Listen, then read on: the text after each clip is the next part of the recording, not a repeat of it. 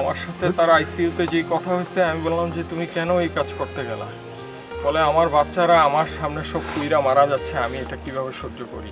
তো সে লাস্টে একটা কথাই বলছে যে আমার হাতটা একটু, ডান হাতটা দিয়ে বলছে আমাকে একটু শক্ত করে ধরো ডান হাতটা। আমি শক্ত করে ধরছি, ভাই ধরা যায় না, পুরা সব কিছু পোড়া।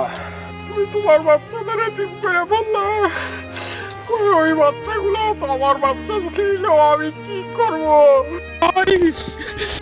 কষ্ট যে কি জিনিস।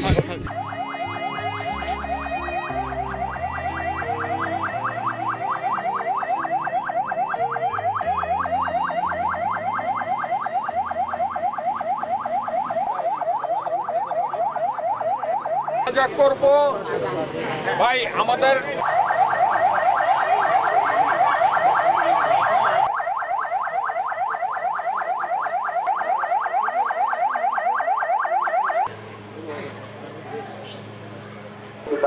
ওনার মৃত্যু থেকে অত্যন্ত তাৎপর্যপূর্ণ এবং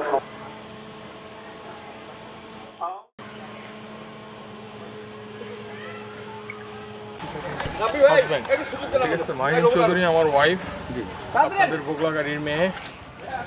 পড়েন না, কালকের ঘটনাটা এরকম হয়েছে, দুঃখজনক ঘটনা বলছো, খুবই দুঃখজনক ঘটনা। এটা হলো আনএক্সপেক্টেড একটা জিনিস। অনেক বছর যাবতীয় মাইলস্টোন স্কুল অ্যান্ড কলেজে চাকরি করে, সেই সময় সেখানে সে পর্যায়ক্রমে টিচার এবং যেই বিল্ডিংয়ে বিমানটা ক্র্যাশ করছে ওই বিল্ডিংয়েরই সে কোঅর্ডিনেটর ছিল। ইন দ্য মিন টাইম স্কুলে বাচ্চাদের ছুটি হয় নর্মালি 1টা থেকে 1:30টার ভিতরে, সেকশন ওয়াইজ 5 মিনিট গ্যাপ। তো 1টা থেকে যখন স্কুল ছুটি হয়েছে তখন বেসিক্যালি কোঅর্ডিনেটর আইসার সামনে দাঁড়ায়, টিচাররা যার যার বাচ্চা নিয়ে এসে প্যারেন্টসদের কাছে হ্যান্ড ওভার করে। তো ঠিক ওই মুহূর্তটাই 1:06-এর দিকে মেবি এরকম 2-4 মিনিট আগ পিছ হইতে পারে, ঠিক এই সময়ে এয়ারক্রাফটটা আইসা একেবারে ঠিক যেই জায়গায় তারা দাঁড়ায় বিল্ডিংয়ের মুখে, যেই দিক দিয়ে বাচ্চারা বের হবে ঠিক ওই মুখের ওইখানে আইসা তারা ক্র্যাশ ল্যান্ডিং করছে। তারপর ওটা এক্সপ্লোশন হয়ে ভিতরে ঢুকে গেছে ক্লাসরুমে, কিছু বাচ্চা ওইখানে উন্ডেড হয়েছে। এখন মাহিরিন মিস ভালো ছিল, ওর বাচ্চাদের বাঁচাইতে গিয়ে আসে কিছু বাচ্চা বের করেও নিয়ে আসছে। আমার সাথে তার আইসিইউতে যেই কথা হয়েছে আমি বললাম যে তুমি কেন এই কাজ করতে গেলা? বলে আমার বাচ্চারা আমার সামনে সব কুইরা মারা যাচ্ছে, আমি এটা কিভাবে সহ্য করি। আমি সর্বোচ্চ চেষ্টা করছি বাচ্চাদের, কিছু বাচ্চা বের করছি, আরও কিছু বাচ্চা বের করতে গেছি, এমন সময় এক্সপ্লোশন আরও জোরে হয়ে আমি আর কিছু জানি না। ওর ভিতরে সে নিজে পইরা নিজে পুরা ভাই 100% বার্ন হয়ে গেছে, পা থেকে মাথা পর্যন্ত চুল। শুধু সে বেঁচে ছিল, একটু কথা বলতে পারছে। আইসিইউতে তারা যখন আইসিইউতে যখন তাকে চিকিৎসা নিছে এবং তাকে যখন লাইফ সাপোর্টে নেওয়ার আগ পর্যন্ত সে লাস্টে একটা কথাই বলছে যে আমার হাতটা একটু, ডান হাতটা দিয়ে বলছে আমাকে একটু শক্ত করে ধরো ডান হাতটা। আমি শক্ত করে ধরছি, ভাই ধরা যায় না, পুরা সব কিছু পোড়া। বুকের এইখানে নিয়ে বললো তোমার সাথে আমার আর দেখা হবে না।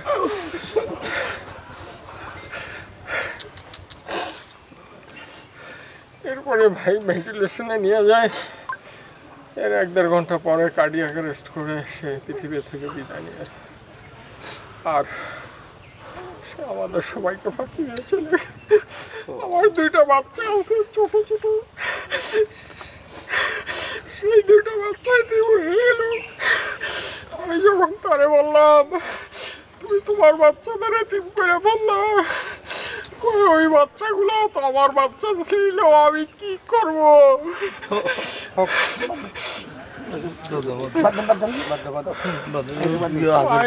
পর্যন্ত কিছু করার ছিল না, সর্বোচ্চ সাপোর্ট পেয়েছি আমি। আসছিও হবে বড় বড় পর্যায়ে সব আমার পরিচিত, সবাই সর্বোচ্চ সাপোর্ট দিছে, ভাই আমি বাঁচাইতে পারি নাই। এটাই ভাই আমার সবচেয়ে বড় দুঃখ। শেষবেলা বলছে আমার খুব খিদে লাগছে, একটু কিছু খাবো। আমি ভাই 3 ফোঁটা পানি ছাড়া আর কিচ্ছু দিতে পারি না। এই ডাক্তার বলে ভাই শক্ত কিছু দিলেই গলা আটকে মারা যাবে। ভাই কষ্ট যে কি জিনিস। আমাদের অত্র প্রতিষ্ঠানের সম্মানিত সভাপতি মাহেরিন চৌধুরী গত 24শে এপ্রিল আমাদের এই প্রতিষ্ঠানের অ্যাডহক কমিটির সভাপতি হিসেবে নির্বাচিত হন এবং গত 22শে জুন আমরা বর্তমানে যে জায়গায় দাঁড়িয়ে আছি উনি এই জায়গায় এসে আমাদের সঙ্গে কথাবার্তা বলে এখান থেকে উনি ঢাকায় চলে যান জীবিত অবস্থায়। আজকে আবার 22শে জুলাই 1 মাস পর আজকে আবারও এই জায়গায় দাঁড়িয়ে তার সম্পর্কে আমাকে বলতে হচ্ছে। এটা অত্যন্ত কষ্টের, এটা অবশ্যই মেনে নেওয়ার মতো নয়।